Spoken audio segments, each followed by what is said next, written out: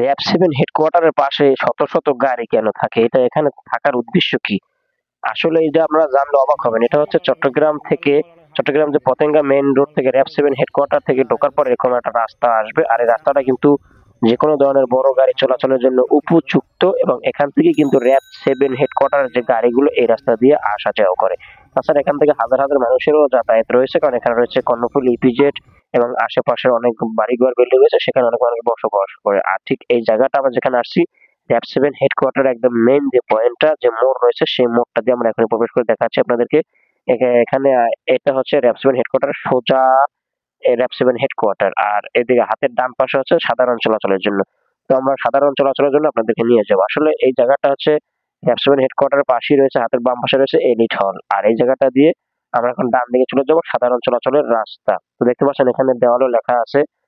তো আসলে এই ডান সাইডে এখানে বিশাল বড় একটি মাঠ, আর এই মাঠে শত শত গাড়ি থাকে। এই গাড়িগুলো বিশেষ করে গাইবান্ধা এবং ময়মনসিংহ সহ বিভিন্ন ধরনের ওই ধরনের অঞ্চলের বিভিন্ন প্রান্তে ছুটে বেড়ায় ডিস্ট্রিক্ট বাস। এই বাসগুলো খুবই সারি সারি ভাবে থাকে, দেখতে খুবই ভালো লাগে।